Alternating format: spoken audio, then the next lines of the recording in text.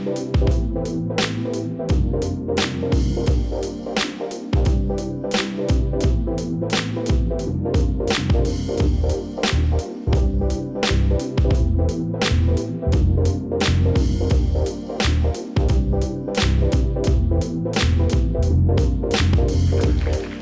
in home stretch. This is the last program of the afternoon. It's a reading. We just came from a wonderful conversation with these poets when they talked about process and they talked about politics. And now we're going to go from talking about the craft of poetry to sharing the art of poetry. This is Muscle and Memory, History and Hope. It's a poetry finale featuring Adrian Matejka, Marceline White, DaMaris Liz Hazen, Sacha Marvin, and our mistress of ceremonies, Teri Ellen Cross Davis. My name's Greg Wilhelm. I'm the board chair of CityLit Project, and really appreciate everyone coming out and supporting the literary arts and making your own declarations of revolution through the art and through the reading that you do. A day like this is the kind of thing that puts hope back in my heart for everything that we can do as a group of artists and as a citizenry in these really difficult, challenging times. I want to acknowledge the executive director of CityLit Project, Carla Dupre. Stand up, take a bow.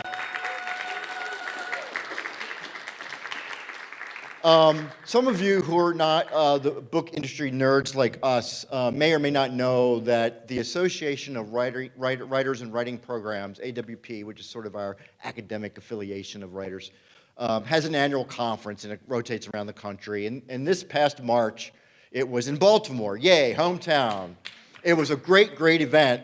And of course, AWP, being the smart people they are, turned to the smart people in Baltimore to help them put on this incredible 5-day, 12,000 writer extravaganza of the literary arts. So they turned to Carla and said, will you join the board and will you do an even heavier lift for even less compensation to help us pull off this party and this event and this conference that attracted 12,000 writers from around the country and across the globe to Baltimore.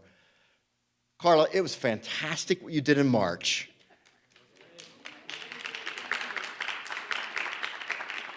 And the Monday after AWP, the board, some of whom is here, said, okay, what about April 11th, the CityLit Festival? So it's been a really heavy lift for Carla, really appreciative. I see some board members in the audience and some gladiators and some volunteers. So it takes a village to make this happen. And Carla, it takes a leader to make us do what needs to be done to pull off these events. So thanks so much for all your creativity and energy and for a well-deserved couple of days to decompress after this one. I want to thank the Maryland Center for History and Culture. CityLit, this is the 23rd iteration of the festival. We've been fortunate to partner with many great institutions across this city for many years. Part of what CityLit's strength is that we're nomadic, and we sort of partner with different people and do different things for our programs throughout the year. Since leaving, frankly, the Pratt Library, it's been a sort of a bit of a journey, right? And for the first time in many years, it feels like home again. The Maryland Center for History and Culture, I think our missions are aligned. You know, CityLit is bringing you the best in contemporary literature, presenting you with the current literary artists, and sort of the Maryland Center for History and Culture, their mission is to preserve those stories and its historic stories. The venue that we just came from, I know, Adrian, you commented twice about the portraits that were poetry themselves that surrounded us in that great Chicory exhibit that we just came from. So if you haven't checked that out, go check that out. It's amazing about the black artists and poets that made this journal 50 years ago, I think, going on now. Just an amazing convergence and alignment of missions between MCHC and CityLit. So Brian, who serves both as a board member for CityLit and in the development office here at MCHC, thanks for making this happen. And I'm going to turn it over to our mistress of ceremonies, who's going to sort of guide us through this reading. Sorry, there's no podium. Lots of poems, no podium. So you can adjust this as you need to. So let me find my notes so I can give our mistress of ceremonies a proper introduction. Teri Ellen Cross Davis is the author of A More Perfect Union and Paint. She is the winner of the Poetry Society of America's 2020 Robert H. Winter Memorial Award. In 2022, she was one of 2 individual statewide recipients of the Maryland State Arts Council's Individual Artist Award and was nominated for a 2022 Hurston Wright Legacy Award for Poetry. Her work has appeared in print and online in many journals and anthologies, including the Harvard Review, Pank, Poetry, Ireland Review, and Kenyon Review. Teri, it's always great to have you amongst us in the community. Come on up. And thank you so much. Can we give it up for CityLit? Just like all around. So I won't be up talking a lot because I'm ready for the poems. And Sacha, I'm so excited to hear more of your work. So this is how we're going to start. But I just want to say hello. Hello, right? We're going to get this going. We're going to get the energy flowing so we can keep everybody moving and grooving. So first up, Sacha Marvin, writer, performer, urban designer from Tidewater, Virginia, where my people came from too. A Cave Canem and Callaloo fellow. He's been a finalist or received awards in poetry, and his work has been in Best American or in urban planning and so much. Marvin is really an exciting young writer, and I'm excited to hear from him. Sacha Marvin.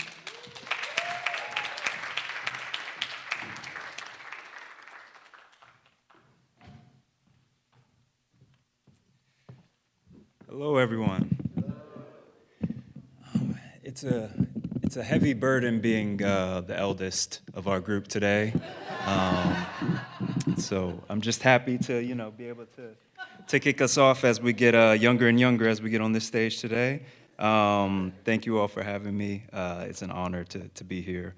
I think I'm gonna read some old shit, some medium shit, and some new shit, if you're familiar with that terminology. So I'll get started with this poem. This is called The Boys Grow, the City Limbs the Branches. The boys rush to the telephone pole at the throat of the street because that's base. Through ponds and puddles, huts of grubs and nematodes, he's getting taller and more careful. He runs home to fuel. He makes a boy-shaped hole where a branch once was, where a shower of leaves froze so green they purpled. Anything could be a ghost, really. Menagerie of ruined instruments. The only criteria is to haunt. All you have to do is practice. The train tosses leaves in the air like gladness. The boys want to play on their own time for the first time, but my God, won't somebody think of the property? Did you know the trees also say I do? When they stretch their wanting to the warmth of a kinder hell they know they'll never make. Getting there doesn't matter. It's the stretching that makes them strong. It's the wanting that makes them grow. I knew a boy that would only break his fall where he bent, elbow, knee, loose tooth at an angle, you see? A wielder of shapes like that. I want to be a shape like that, a no coagulating where the spit should be. If I need you to exist, then what am I? I guess you could forgive a ghost. Pray whisper in a treble. I hear ghosts like threes. All you need is some kindling, a want, and a match. Wait, no, sorry, that's a fire. The boys, though, with too few $1 and too plenty a Friday. The spider marching through the side door, swollen sick with web. Their many retina fixed on flesh, hunger times 8. Most creatures want to get into your house because something bigger is chasing it. The hanging branches are height markers, 4'9", 4'10". This is how we keep track. Who's getting strong enough to catch rabbits? Who's getting strong enough to let them go? What I wouldn't give to not be gotten. Nothing will ever want you as bad as the worms, as bad as the plot. 85 degrees, damp and all yours until the condos get built. Hear them? Each boy a blade of Bermuda grass, guarding hell with mahogany boxes and gold-trimmed slips in a nightgown. Precious you in the kindling where the boy should be. Precious you in a rush to be a shape like that. I've been afraid before and I liked it. I keep my hands to myself because they're mine. A man-sized dent where a boy once fell, a branch-sized hole where a yes once stood. The boys pat each other on the back. Good job. Wait, no, I'm sorry for your loss. Touch can be confusing that way. What do you mean when you reach? What did you step on to get here?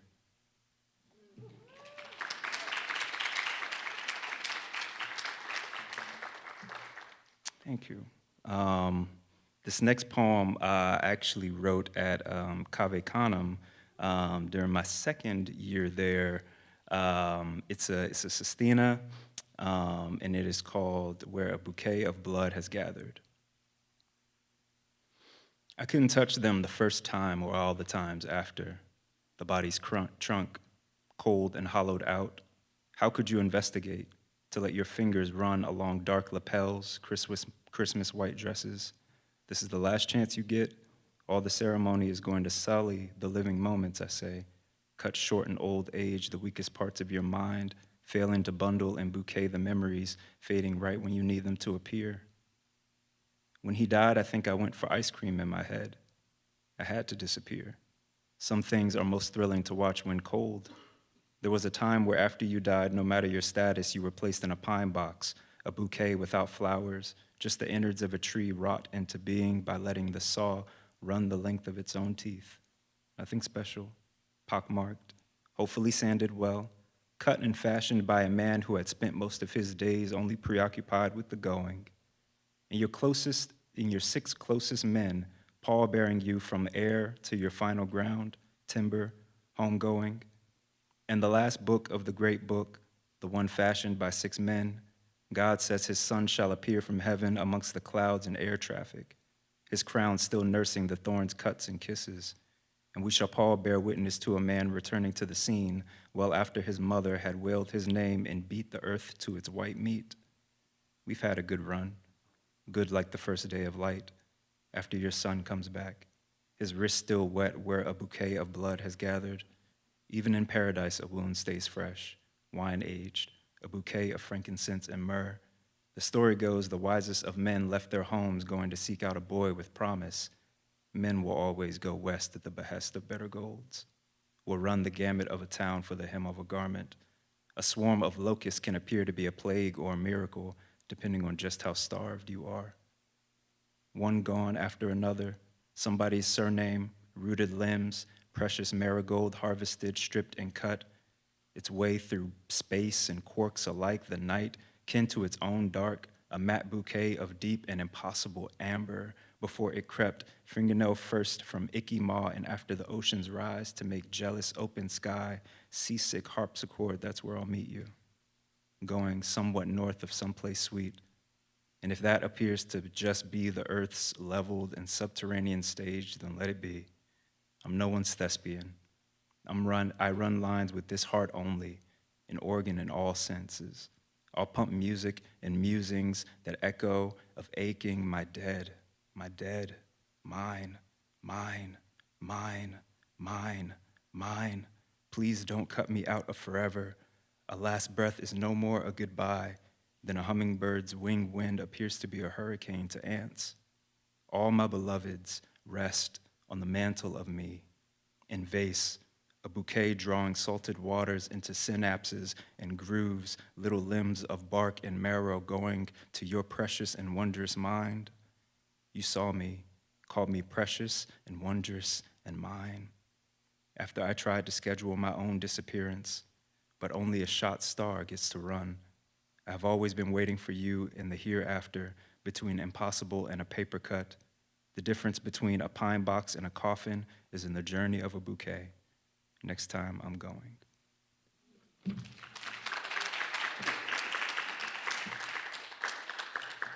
Thank you all.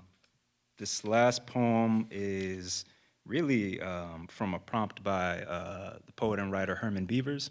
If any of y'all are familiar with him, it's good people, good people. And the prompt was to write towards something that goes unremarked in everyday life. And so I decided to write about shadows. And so this is very new, but this is, for now, just called Shadows. And thank you all. This will be my last poem. The first thing you get when you leave your mother is a shadow. Even if a breath never colonizes your lungs, those little lungs. You will have left a thing behind, a silent universe with your nose.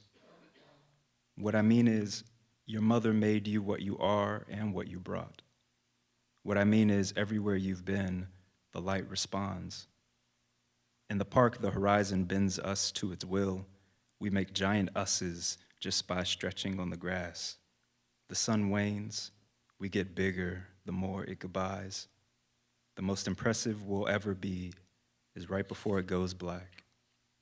The cotton blue blanket makes a sky the grass can reach, a petal, the roof for grubs, a lily pad like a moon for guppies. A thrown frisbee makes the slowest bullet you've ever seen. We took the long way round the block because the sun gets the warmth. The heat licks the limestone like a threat. There is a shadow behind the teeth, the canines of my loves. When I hum, there is a shadow in my throat. When the bombs fall, a shadow is all you can hope to be. I make a puppet show with my niece, a dog, a bird, a church. I make my hands anything she could want. When you drive, everything the tires touch makes one. Every second, every decimal of a second. The men on top of the concrete, the statue, their horses and rapiers, their steel and ire. History has a shadow.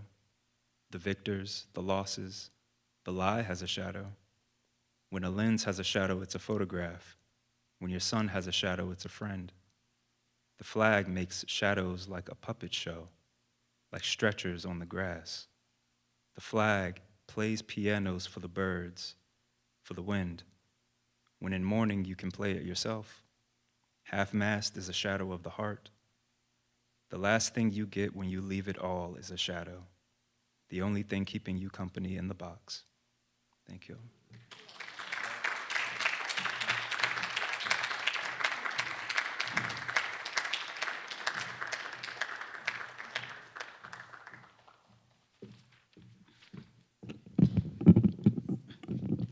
So in between poets, I'm going to share a little of my work with you. So here is a new poem, and it's really in response to what Sacha was reading, and I think that's what I'm going to do for all of you. I'm just going to respond to whatever you read. Sacha, I heard you say, when I hum, there's a shadow in my throat. I'm no one's thespian, precious, wondrous, and mine, but oh, a bouquet without flowers. And for that, I give you a prayer for black bodies.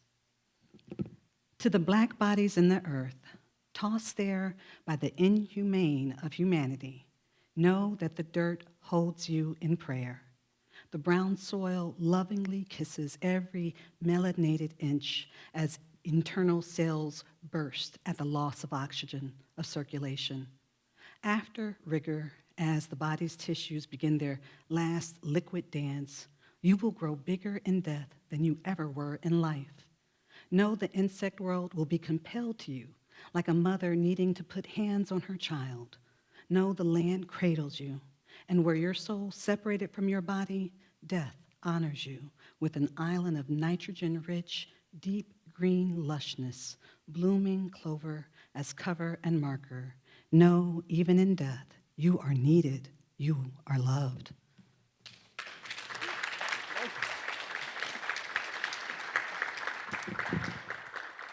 Coming up next is Marceline White, who we just now discovered is my Irish cousin. We'll just say it. We'll just say that's what it is. Marceline White is a Baltimore-based writer and activist whose writing has appeared for or is forthcoming in Consequence, The Ekphrastic Review, Prime Number, and more. Let's hear it for Marceline White.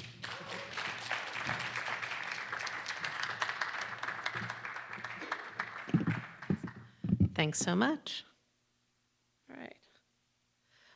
The first is a sonnet. It was inspired by a prompt from Diane Seuss, and it's after Sonnet Ballad by Gwendolyn Brooks. Who shall we cry to? Who listens to lamentations anymore? A plague casts shadows over cities, a cough, fever, then lungs' last gasp. Death arrives at an earlier hour. His calling card, sickness. War darkens sands with spilled blood. Children die for lines on a map. Our leaders print money to feed death machines, justify more arms with empty words. Glaciers melt, oceans warm, crops collapse. Sunday was the hottest day ever recorded. The sun's rays bore through thin atmosphere. Gardens silent, no buzz of bees, rasp of wasp, or the flickering stars of lightning bugs at night. I adore this world, from its dolphin song to its larkspur and lakes, yet we lack empathy in our care for it. The world outlasts us, evolves, rebuilds, restores, while we wonder, who shall we cry to? Who listens to lamentations anymore?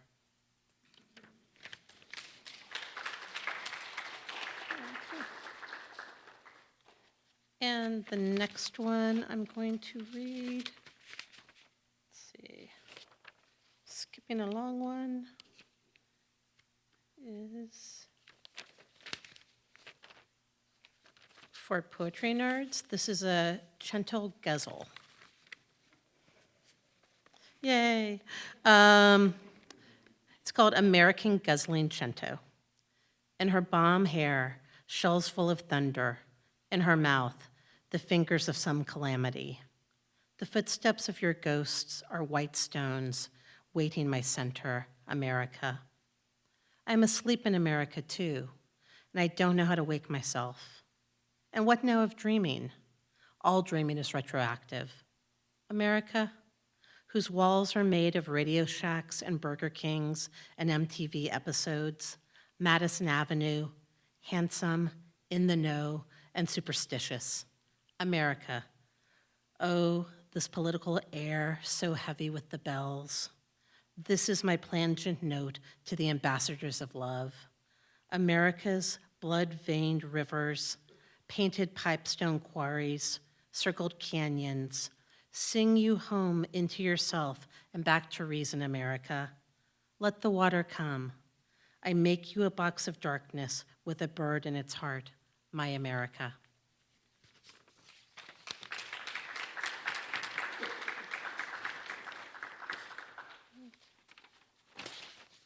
This is called, it's origin story. This is called Hunger Guzzle, 1981. As the days in Long Kush drag on, Bobby Sands shrinks, more breath and bone than muscled man, yet his spirit never falters, the desire for dignity stronger than hunger. As man after man devours himself Ouroboros, bedsheet becomes shroud, a carapace. Man transforms to martyr, still the movement hungers. All I've been taught by the Catholic Church is how to deny myself what I desire, what brings me pleasure. At 13, I diet. In solidarity, I strike too. I hunger for the unoriginal sins, for an apple, for apple pie, a young man to taste it.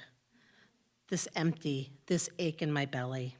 Ancestors fled famine, arrived hungry for new lives, but the old ways remain baked in these bones.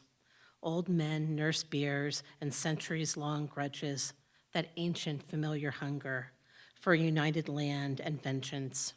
Here we pray, like candles, say rosaries to appease our God who hungers for offerings, Hail Marys or new martyrs for his great gob. After school, we watch the news. Another keening mother, another hunger striker gone. I'm on my knees again, looking for answers. Here, a small black box I enter. Lie. Confess to sins undone because I'm told I'm sinful. Like Eve, I am hungry. And this garden is pretty, but who demands unquestioning obedience? The smallest child asks a stream of whys. I want a world of why, a world of yes and more. Oh, Marceline, stay hungry.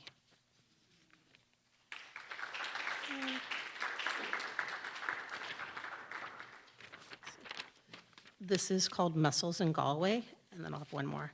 Mussels in Galway, a mountain of mussels and him with a grin, wide as the open shells piled high on his left. The sky a beaming blue, the wind a whisper. We ease into evening, and it's so simple to love him when he is happy, tender, vulnerable. He slips a knife into the muscle, pries it open, slurps down the briny mass with a grin. Who taught him to so casually wrest open something that is closed to him? He is learning manhood from the air around him. He's heir to its mossy musk, its cask-aged catechism. When threatened, muscle shells grow thicker, toughened to hide the softness within. I read once that mussels marry their fates together, byssal threads from one mollusk reach out, bind to another, gossamer thin, ironclad tendrils. This evening in Sardinia, a woman weaves these threads into silk, sea silk so light, so supple, a pair of gloves would fit into a walnut shell. Tomorrow in Inishmore, a woman will pick up needle and yarn, knit a thick sweater, the cable pattern made by crossing one stitch over the other, a pas de deux, between the threads, again and again stitching these crosses together to form a rope so strong it holds against storm and sea. Am I wrong to want you to live soft and open to the world?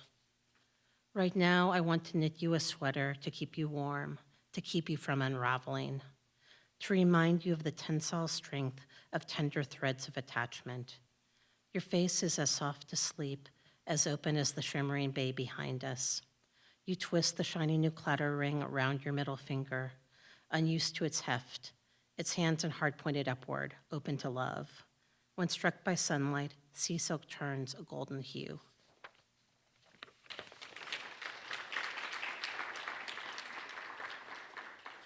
The last is self-portrait as Circe, or Kirky. Men wash up on my shore like drowned rats. I rescue them. Open my home, prepare a feast of olives, cheese, and fowl. It is me they intend to devour. They want womanly flesh. So I use my knowledge, the plants I've tended, to transform. They guzzle another goblet of wine, which soon sloshes from their porcine mouths. I place them in pens. It's minor magic, really, a mere trick, showing men their inner selves. Beast mostly, not all, of course.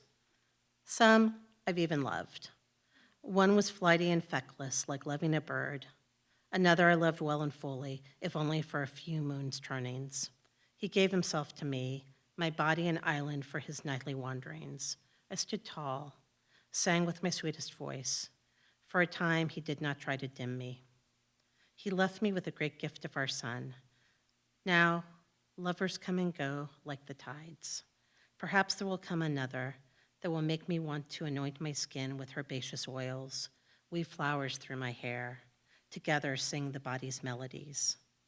I am sometimes lonely, but mostly content, eating goat cheese and figs, drinking gold, honeyed wine, floating in the azure sea. Perhaps I will continue transforming myself into a creature that I can mostly love.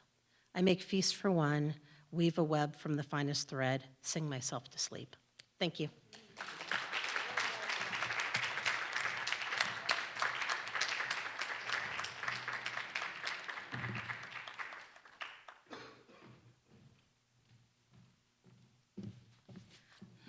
Marceline, stay hungry.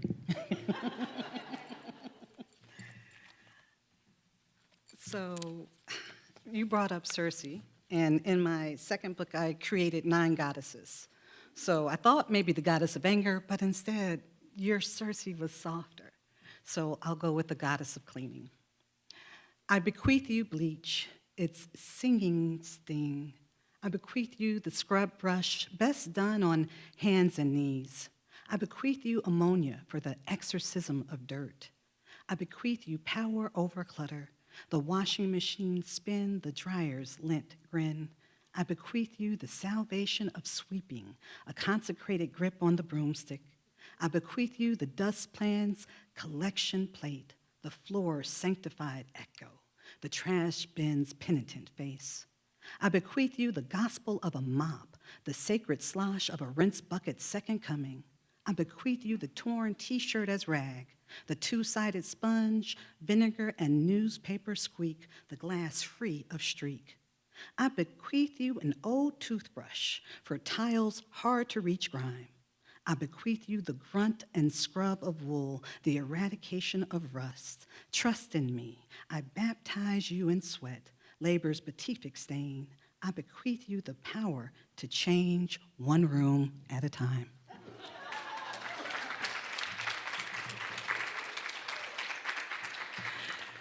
Coming up next is Elizabeth Hazen, a poet, essayist whose work has appeared in the Best American Poetry, American Literary Review, Shenandoah, other journals. Her most recent collection is The Sky Will Hold, and her new job is giving me hope to live through my teenagers. Thank you.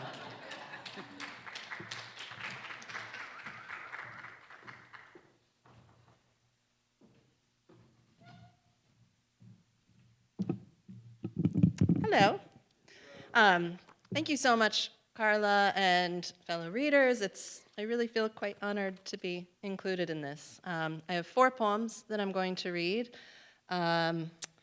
This first one, I think, sort of addresses the way things don't always turn out the way we think they will and are usually a lot more complicated than we believe, but maybe it doesn't really matter. It's called Approximations.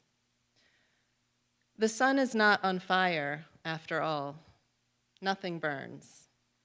Protons smash to make a gaseous mass of heat, but without flame. All these years I've had it wrong, like when my anger wasn't anger. Rather fear mixed up with loneliness.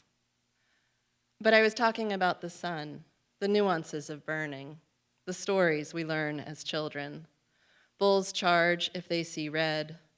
The moon alone controls the tides, and Twinkies last forever. Didn't we all wait for watermelons to bloom in our bellies? Bank on the belief that effort yields reward?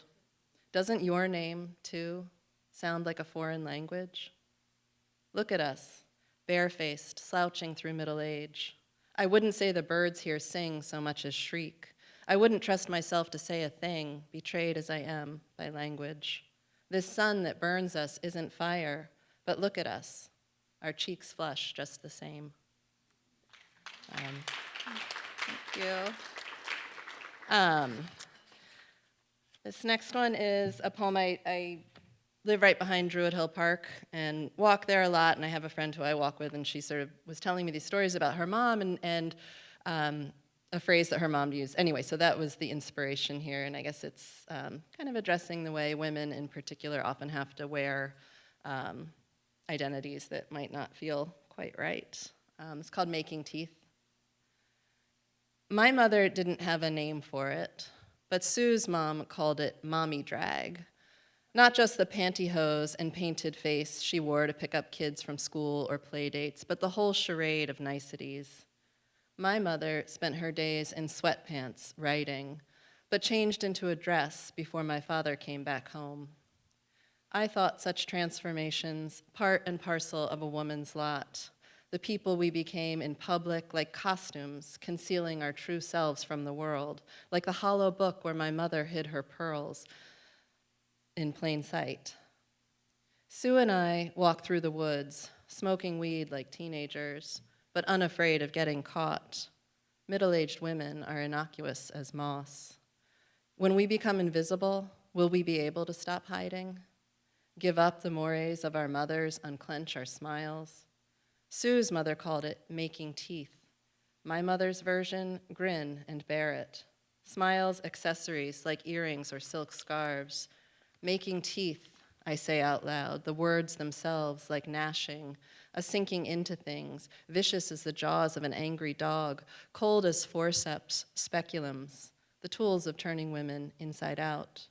The words are razors in my mouth. Make teeth, make teeth, make teeth, make teeth, make teeth. Thanks.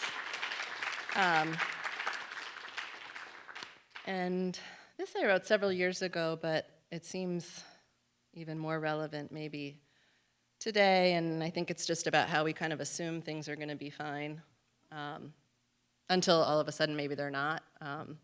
This is called Fable. The sky has been falling for decades, crushing us under its weather. We've had no choice but to dig our own graves, places to hide from the havoc coming down. My father taught me how to disengage rock from cliff face, how to clean surfaces with my tongue, but nothing about putting things to rights. Time is a shoe sinking beneath the surface of a pond, green film gulping it under. Giving thing a name is not the same as substance. We grasp for words, for air, for heaven, which will fall and crush us, but for which we nonetheless keep reaching. We call to mothers who forgot us years ago. The sky falls and presses us down, gravity stronger than the arms that hold us, the gruff hold still, the force like the will we use each day to carry on. I see the light shifting. Our axis has tilted. The sky falls like a hatch to seal us in. We define our personal spaces, stock our bunkers, shelter in place. The sky is an illusion, after all. There's solid ground and air we breathe, if we are lucky enough to breathe unhindered. And atmosphere we call sky, but the idea of blue is just reflection. The idea that there's a limit to the damage we can do is myth.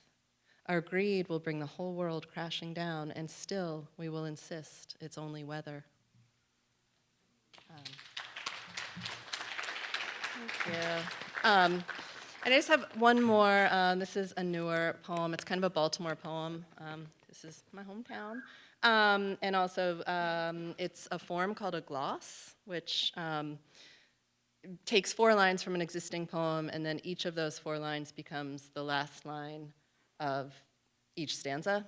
And there's a little bit of a rhyme thing. And if there are poets out there, it's really fun. So if you're ever stuck, you just find 4 lines that you love, and then you make it into this. So I took 4 lines from Degrees of Grey in Phillipsburg by Richard Hugo, and the lines are, "Isn't this your life, that ancient kiss still burning out your eyes? Isn't this defeat so accurate? The church bell simply seems a pure announcement. Ring, and no one comes." And this is called Gloss for a Lost Country. Fire remaps the city. Gone is the converted castle where a woman you once knew made dresses. Gone the hardware store where you bought sandpaper just last month. Gone the Spanish restaurant where before you met your husband, you were drunk on martinis with someone else. Of course you miss the way things, now boarded up and blackened, used to be. But aren't you safe watching smoke through windows? Isn't distance a kind of bliss? Isn't this your life? That ancient kiss you dreamed of as a girl now lost in the rhythms of a good marriage, a comfortable home? Aren't you glad to be secure? Back when you lived alone, nursing sobriety, each new day felt like good fortune, like hitting green lights from Patterson Park to President Street. You know you've been lucky in life and love, scrolling news and shaking your head from the comfort of your desk. But isn't heat still burning out your eyes? Isn't this defeat of personal demons, mere smokescreen distracting from the flames that rage outside? Your hair reeks of ashes. This city you love, this country, like old friends so ravaged by illness they've become unrecognizable. You memorize the names of the dead as if rote attention redeems inaction, as if it is enough to speak out from inside your study. The jargon proves post-digital, post-truth, post-human, post-dreams, so accurate. The church bell simply seems a sound effect, and you're losing faith in words. Everyone is busy doom scrolling and naysaying and canceling subscriptions. You pour another cup of coffee, check on your children, your bank account. In the end, your greatest luck becomes a dodged bullet lodged in someone else's throat. In the end, one fire dies as 10 more ignite. The air vibrates with sirens' hums, a pure announcement. Ring, and no one comes. Thank you.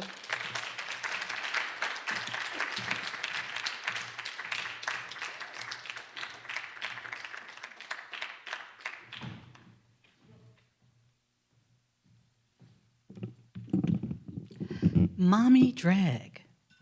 I'm here for that, because it's a real thing, right? It is really a thing. And but I love that line, the sky is an illusion after all. You know, we think it in so many ways, and it makes its way into so many poems. But you're right, it really is an illusion. But one of the things, when you mentioned that mommy drag and making tea, so I'll meet your making tea with this poem called Suggestive, which deals with being a woman in a whole other way. The pear was luscious, so luscious that her tongue chased its opaque juice down soft, impressionable shoulders, licking any exposed flesh, but stopped before the slightly hard calyx. Not a drop missed. Oh, sweet ambrosia, if a man sees it, does that make it suggestive? Pick a banana, a lollipop, settle on a popsicle. Why can't she enjoy the bruised purple red of apple pomegranate flash frozen, penetrated by a long wooden stick? If she shoves it deep into the hot pink tissues of her throat, allows her tongue and soft palate to cool inside out, is she wrong to do it in public? If a man sees it, does it become smutty? Why can't he focus on the icy sweetness of the treat, refreshingly cool on a climate-charged summer day? When can a woman's pleasure ripen unmolested by an ultraviolet male gaze keen to snatch, perforate, and exploit? Can vigilant innuendo ever be indifferent? Imagine past the vermilion border of a woman's mouth, her slowly, solely feeding her own body. Can't we be joyous and not judged wanting?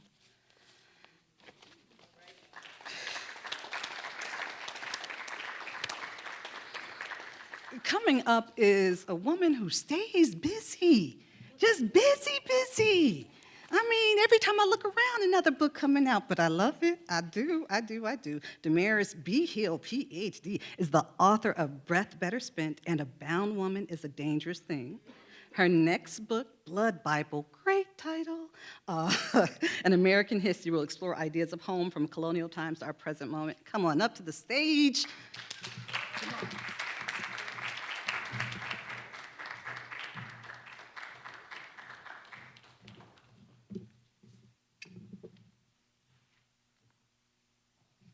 So I'm going to tell a little secret. So Adrian and I have been following each other around now. Well, I've been following Adrian around professionally since what, 2011, 2012? Right. So Adrian will go be a visiting professor somewhere, and I'll come stand in his place and smile and try to be Adrian, and Adrian runs off, and then I run in that direction. And it's nice that we can be in the same place at the same time. And not talk to each other over the phone about what you did and what I should do. Thank you for the invitation. It's so beautiful to read with everybody. And it's beautiful to be here, back in Maryland, a place I wasn't born in, but a place I definitely consider home. So I'm going to read some poems today. Let's see how it goes. The first poem I'm going to read is for my mother. She died almost 3 years ago, the summer of 2023. And I'm starting to think a lot about motherhood and formulating some poems about that. So this poem is entitled Come Pray No. Come pray no histories. Today is Mother's birthday. She insists on dying. Offer her a framed memory, her maiden name clotted in a map older than America. She will refuse, turn away. Grief sharpens the gales of wit. Again, she abandons. A twice-born girl knows how to rotate a tomb, suspend a mother's crude gape, temper a piston with cane syrup. Terror is the knotty clutch of an umbilical cord, an archive pulsing with the carriage of empires.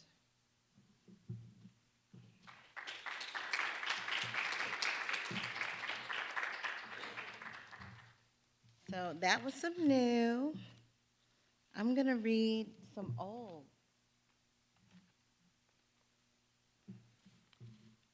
I'm going to read a poem from Miss Lucille Clifton. Study the masters. I do as you say, study the masters. I glean close your handiwork of words, the discipline you command. All that is huge and hinged with hope are pressed into me. I glean closer, chant you in form and line, recall America, taste the iron musk of her words, the clamor of rickety German and loose Latin, always seem to crowd the ear and collect moist in the eye.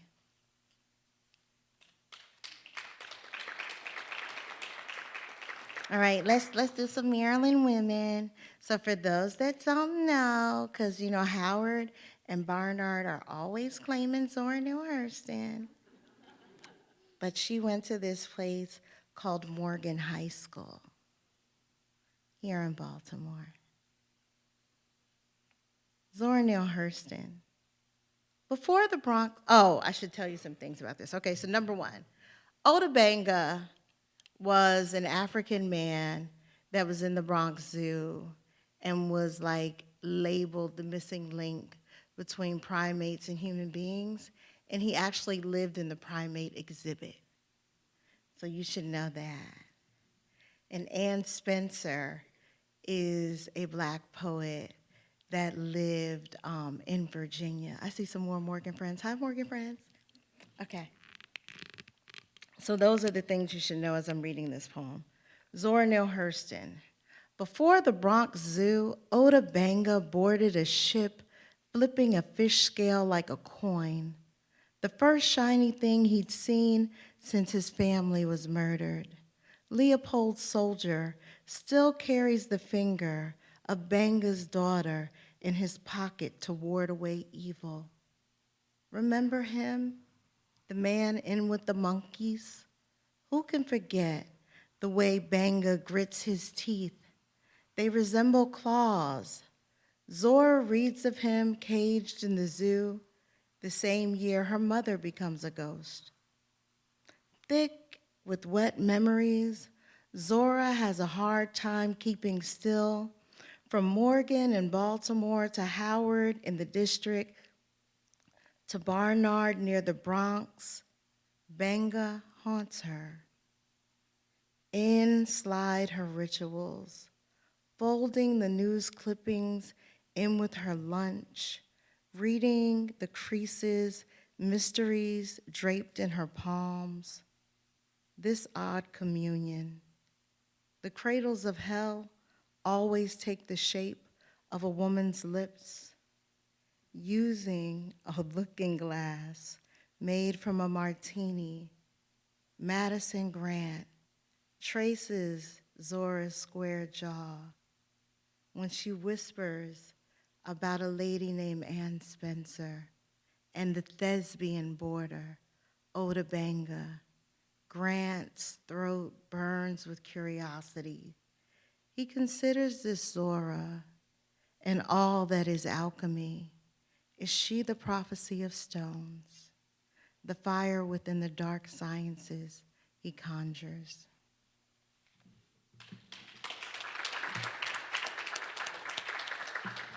Okay, I probably don't have a lot of time left, so I'm gonna go back to colonial times a little bit. So this poem is entitled Cape Fear, and Cape Fear is a place in North Carolina, a lot of shipwrecks, a lot of pirates, and the enslaved people there worked to make tar, which is very hard work, burning pine needles and sap in order to repair ships with tar. In Cape Fear, I poke at the horizon while fish eyeing bottle-nosed dolphins. Graveyards of the Atlantic nibble on me. Shores avoid the landing. Here it is best to abandon maps. Carolina geography saunters. Fluid hips confuse men. A killer whale is dolphin-kin, lustered and voluptuous.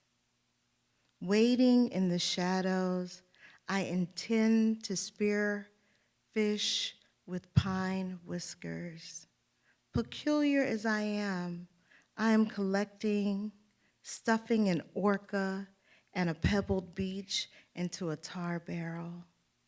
Inking kin bruises, like the times I try to anoint myself with a ladle made from a collapsed dorsal fin. I am just fool enough to lift Shamu into Tweety Bird's cage and march around whistling happy birthday. When this place turns 250 years old, everyone will dress in white and paper dunce hats that explode with sparklers, except the whale I carry. This blackfish will refuse to wear red box and burnt cork. Where is the language for lament before the blues?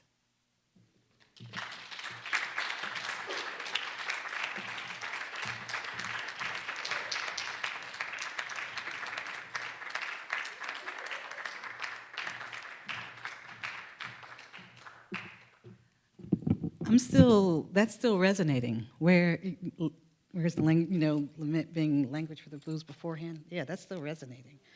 Ooh, okay, all right. Love how you are in places. And so I'll read this. At the intersection of Pratt and Martin Luther King Jr. Boulevard, Baltimore, Maryland. It's the asphalt's fault. $4.1 trillion infrastructure needing constant repair. 10 to 20 years is the lifespan of a road, so American to make industry of paving over the past. It is not shocking, the intersection of West Pratt and Martin Luther King Jr. Boulevard. It's nondescript brick, building, dangling lights, but dig 5 to 10 feet deep to the granite cobblestones, slave pens, blood stains in Baltimore's grooves. Walk the roads of Water and Gay Street with the occasional hurried and silent passerby, with a guard telling you where you can and cannot take a picture. Google Earth has not mastered yet how this street looked to the eyes of the 4,120 free Black people of Baltimore and the stolen thousands more brung up from the shore. Lives dead-ended, stolen, then sold. The night, the road to bear witness, the road paved into silence over and over again.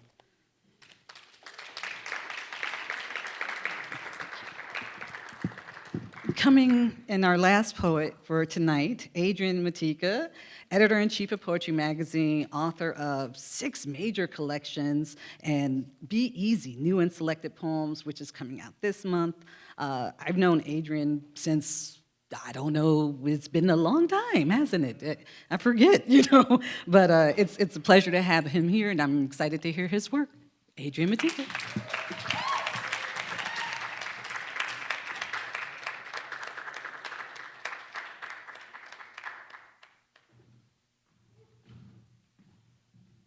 Somebody told me once the hardest thing is getting up the stairs before you get up on the stage, so I was trying to be focused because nobody wants to wipe out like that. Thank you, Teri. I mean, we've been in this for a long time. Like Cave Canem, maybe 2002, maybe, something like that.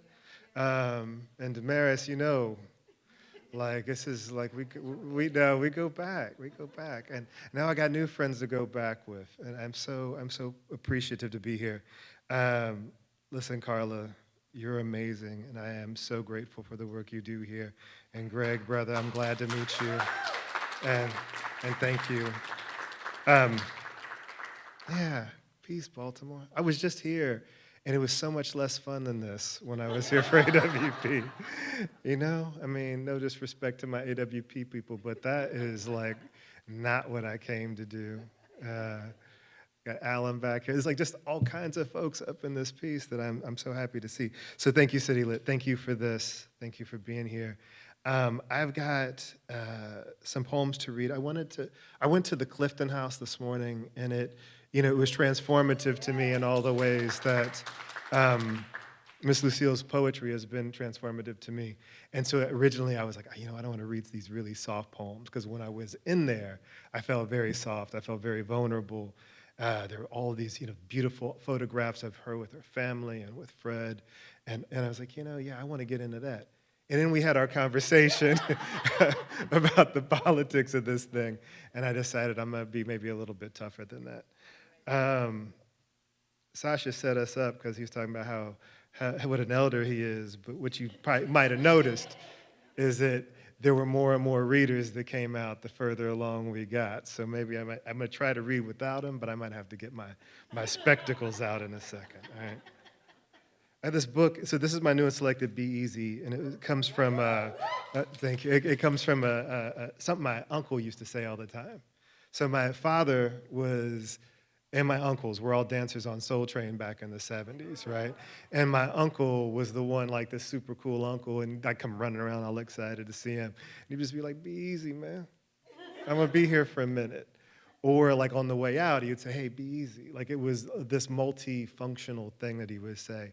And I hadn't thought about it in a long time until I was so stressed out and disappointed that we were in the place we are again.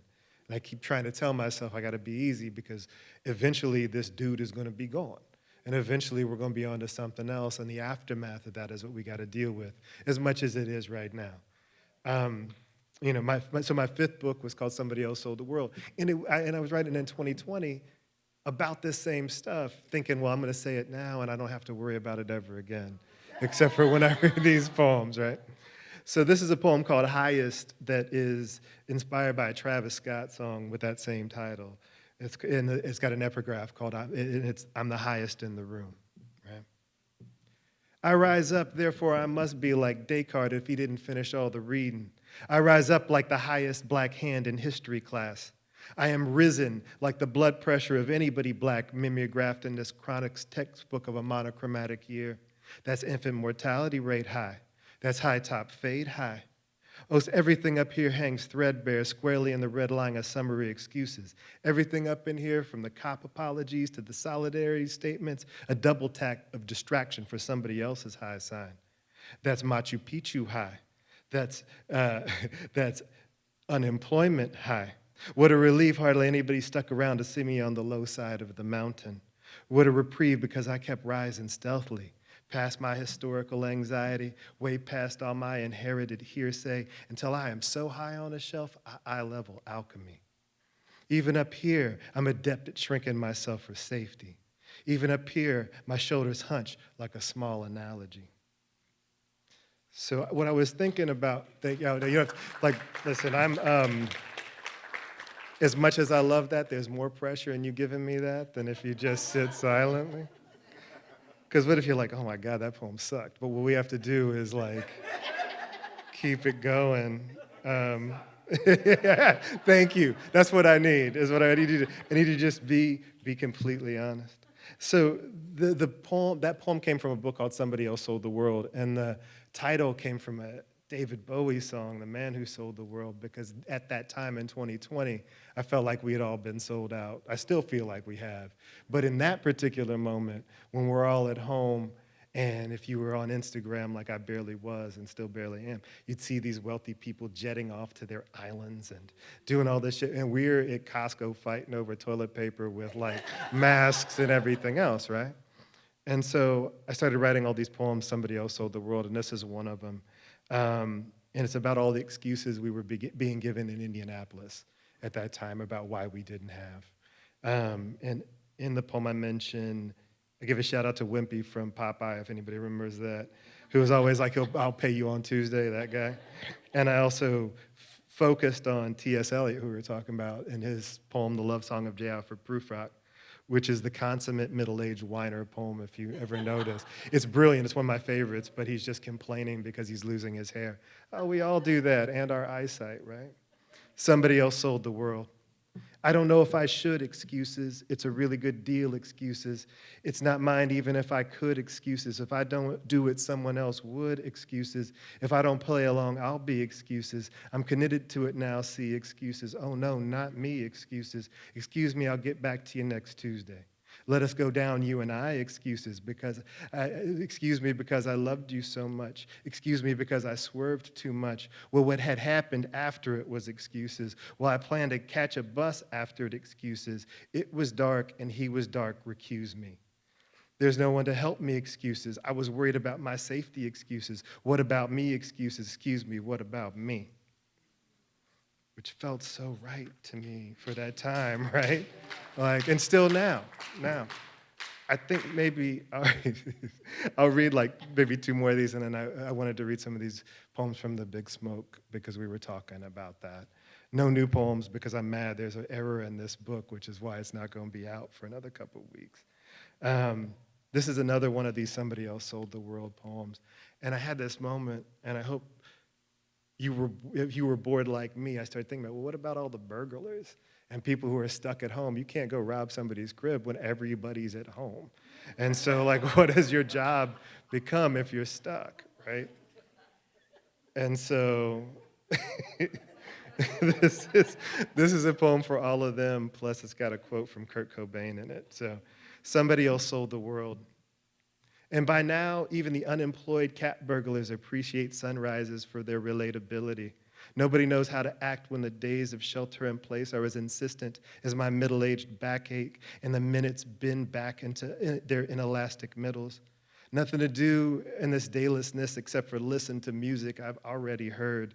Kurt Cobain saying spring is here again, but it's been May for months. I miss my friends, even the ones I don't really like. The ones who move with the same malaise as these do-over days, hollow as trumpets. Meanwhile, the man who sold the world, then skipped town, is bewildered under his apocalyptic sky. From his vantage, the whole thing is combed over with victorious clouds, but really, it's just truck exhaust streamered over the unmasked faces below his balcony of belief. Up and down don't mean a thing when you've got everything. That's why he moves selfishly like his gold timepieces do, circuitous and automatic. Tick, tick. Yeah, you know who that's for. My mother told me I'm not supposed to curse in public, but you know what? Fuck that dude. For real. All right. So this is the last one of these I'm going to read because I feel like you get the point. It's me feeling a kind of way. So we were talking about earlier, I grew up in Indianapolis. I went home, was a poet laureate of the state for a while. I was so happy to be back in my home place, as so many people here are, to do the work that needs to be done. But going home meant that I had to deal with a bunch of stuff, right? I was able to leave it when I moved. I was living in Seattle and I was living in St. Louis and all these other places. When I got back to Indy, it was just waiting for me, like all of my PTSD, all of my fears, all of the things that I developed when I was a kid. And the most difficult thing to get past was not living in Section 8 or being hungry or any of that kind of thing. It was that I hate Tuesdays.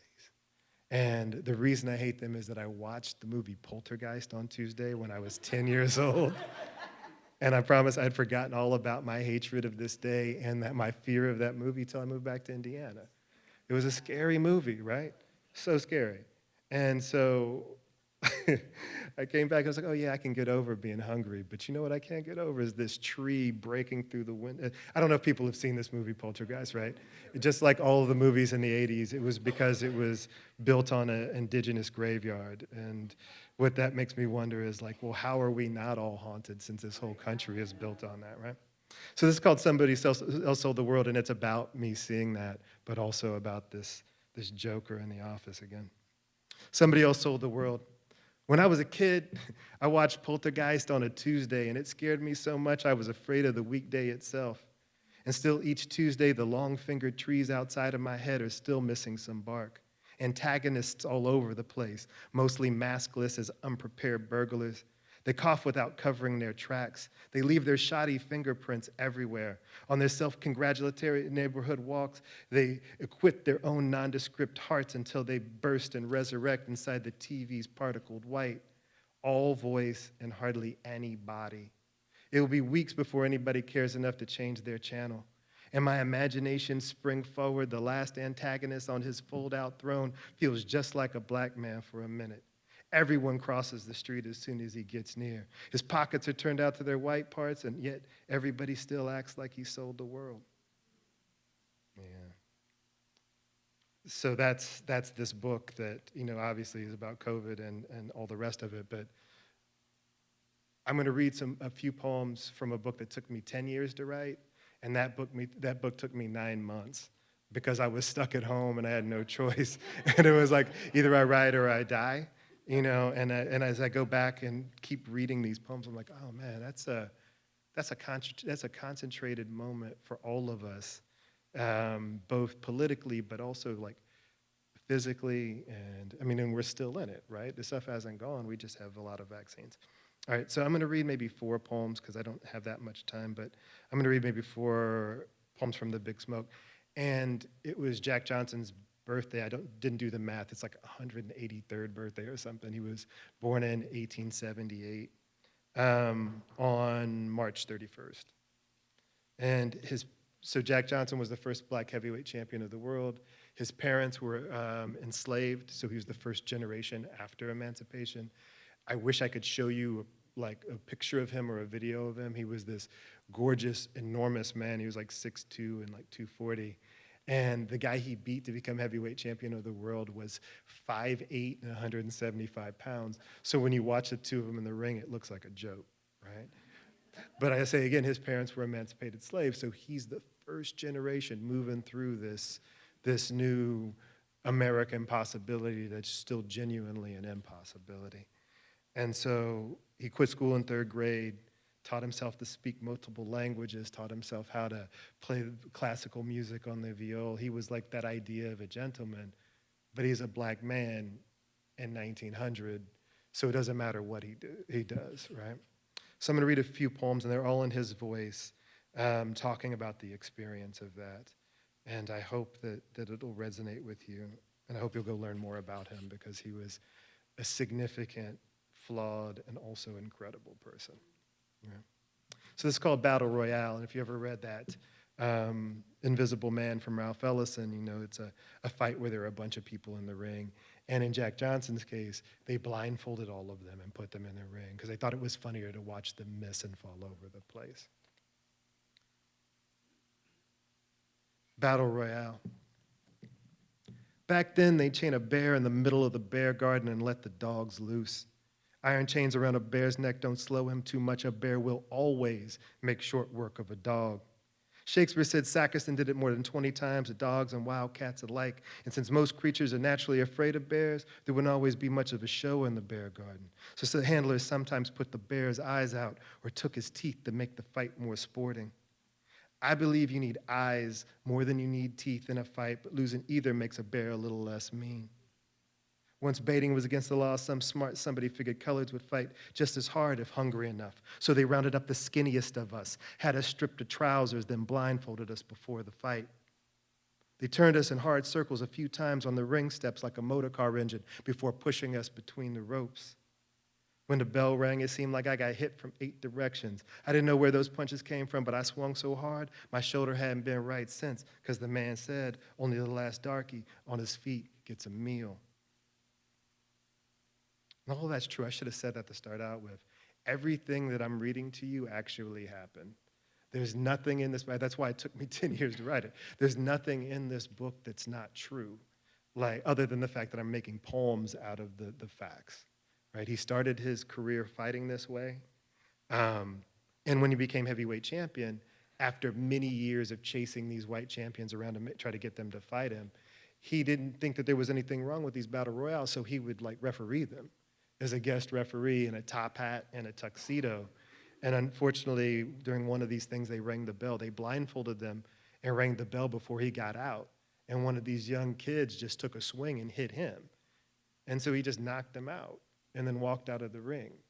Like when I say he was brilliant and complicated, that's the thing I'm talking about. I think that there's a version of this where he could have been a great race man in the parlance of that time, but he was a great man about getting things for himself. And that's just part of it.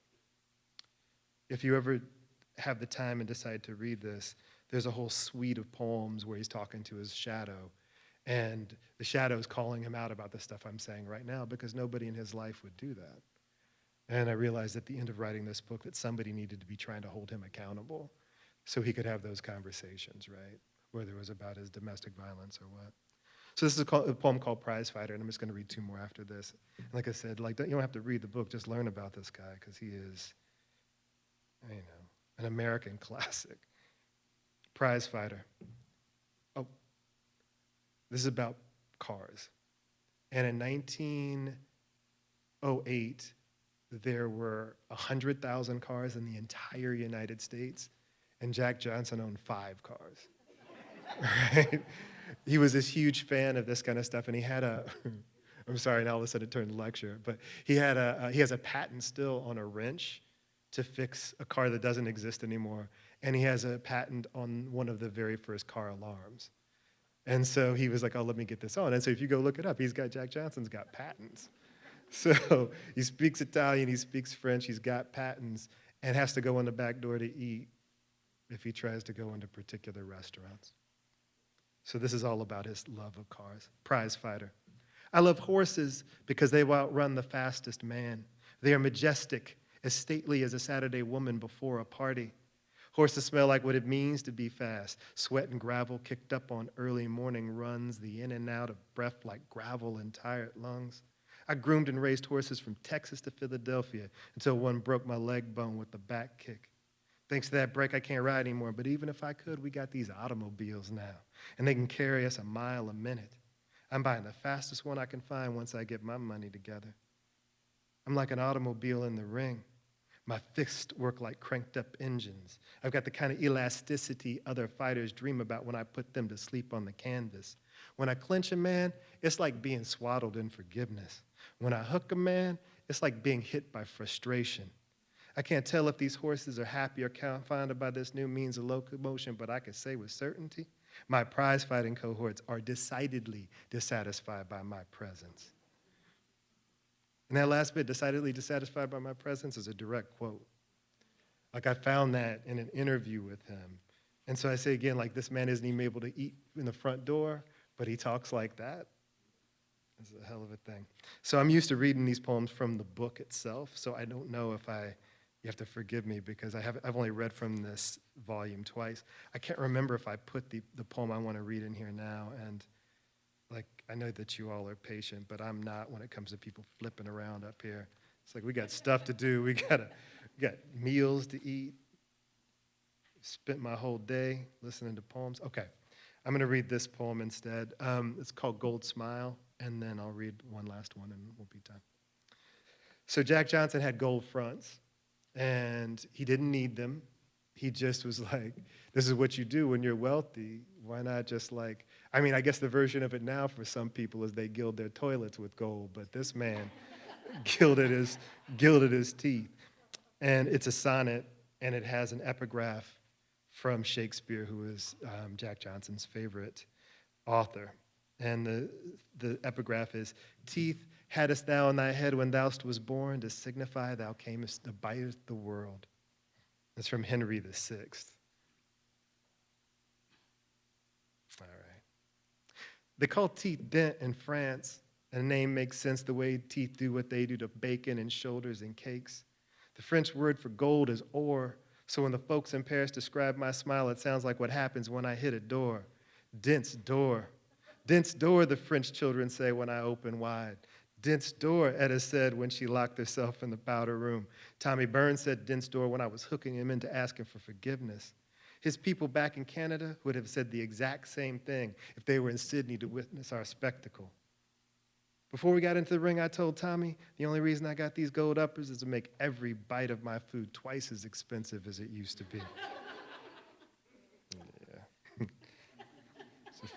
It's a funny dude. You know?